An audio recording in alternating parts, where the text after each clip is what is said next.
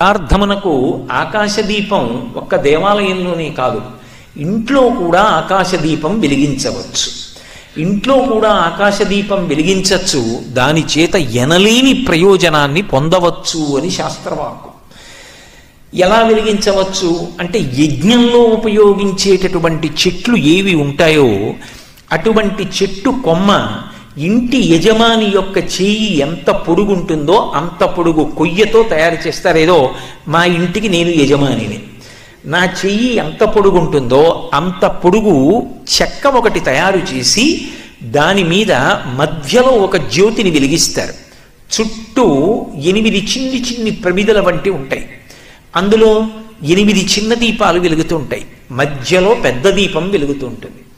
ఈ దీపాన్ని ప్రదోషవేళలో బయటికి తీసుకొచ్చి కానీ ఇంటి మేడ మీద కానీ వెలిగిస్తారు.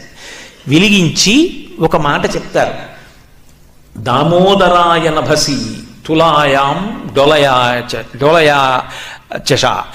స్వామి, నీవు ఆకాశస్వరూపుడవై అంతటా ప్రకాశిస్తున్నావు. అలా ప్రకాశిస్తున్నటువంటి నీకు ఓ దామోదర, అనంతంగా విష్ణుతత్వంగా వ్యాపించి ఉన్నటువంటి నీకు ఇదిగో నేను ఆకాశదీపం పెడుతున్నాను.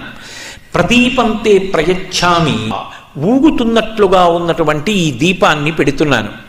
అలా 30 రోజుల పాటు ఆకాశదీపాన్ని ఇంటి ముందు కానీ దేవాలయంలో కానీ వెలిగించినటువంటి వారు ఉత్తరోత్తర జన్మల యందు తత్ఫలితము చేత ఏమీ ఆశించకపోయినా అనంతమైనటువంటి ఐశ్వర్యాన్ని పొందుతారు అని శాస్త్రవాక్కు.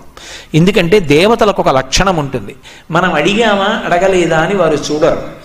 వారి ఆరాధన చేసినప్పుడు వారు ఒక ఫలితాన్ని ఇస్తారు. ఆకాశదీపాన్ని వెలిగించినటువంటి వారికి ఇచ్చేటటువంటి గొప్ప ఫలితం అనంతమైనటువంటి ఐశ్వర్యము ఉత్తర జన్మల యందు ఇయ్యబడుతుంది. అది భక్తి ఐశ్వర్యం అయితే ఇంకా అంతకన్నా అదృష్టం ఏముంటుంది? బాహ్యంలో ఉన్న ఐశ్వర్యం అక్కర్లేని శత్రుత్వాలు తీసుకొస్తుంది. భక్తి ఐశ్వర్యం